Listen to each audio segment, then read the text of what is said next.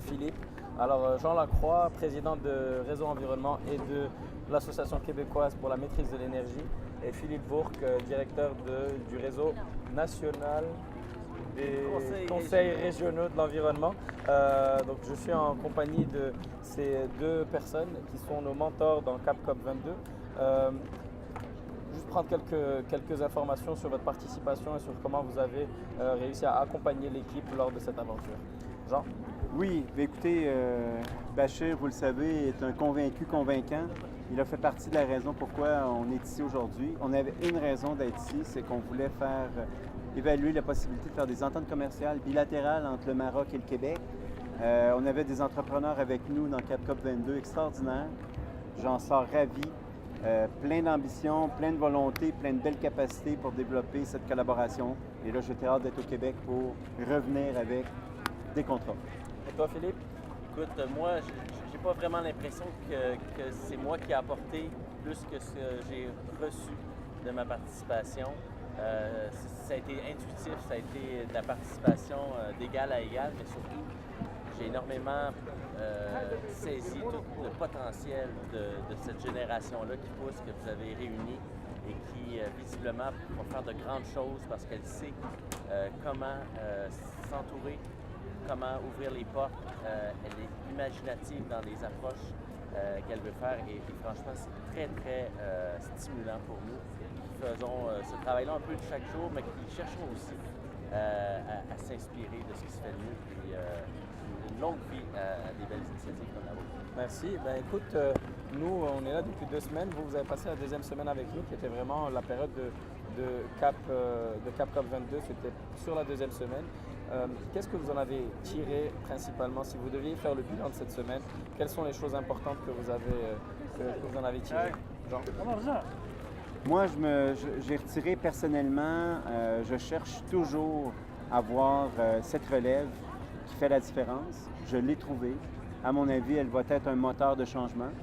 Et je résumerais ça aussi simplement comme ça. Moi qui agis en mentorat, qui accompagne des jeunes, vous nous sortez de nos zones de confort. J'adore, je suis un out of the box dans ma vie tout le temps. Et j'ai, je pense, trouvé peut-être pire encore que moi dans les out of the box. Aujourd'hui, on est partout, on est filmé partout.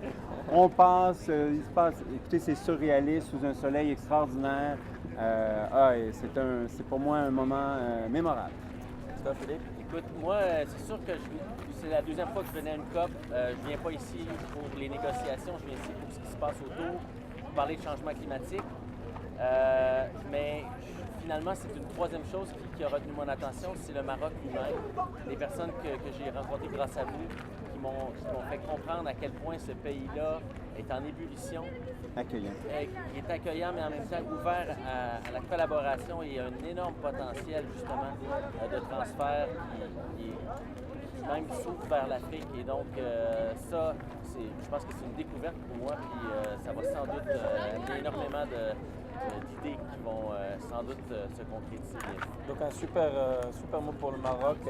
Un petit mot pour la jeunesse avant qu'on se laisse aujourd'hui dans cette dernière journée de la COP. Un petit mot d'espoir pour la jeunesse, pour qu'elle s'engage. Qu'est-ce que tu dirais, Jean? Je dirais, on a besoin de gens qui sont des leaders. Quand ces leaders-là sont présents, on doit leur donner de l'élan.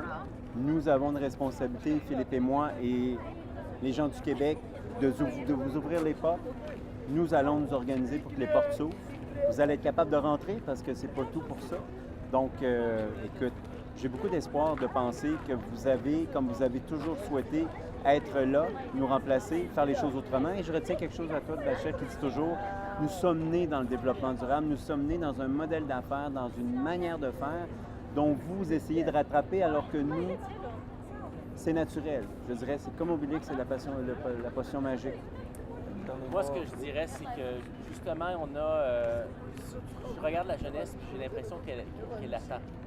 Et souvent, quand un leader se lève, ceux qui vont faire la différence, c'est les premiers suiveurs, les premiers followers.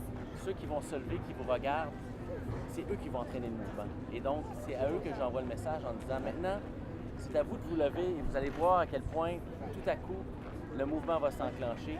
Et ça sera aussi grâce à eux parce que le leader, il va rester leader s'il n'y a pas personne qui le suit.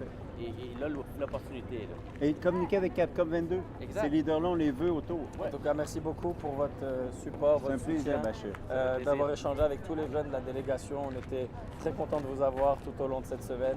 Et un retour à Montréal, j'espère qu'on pourra continuer à bénéficier de vos bons conseils et de votre vision, de votre expérience. Le début d'une longue aventure. Merci beaucoup. Ça fait plaisir. Merci.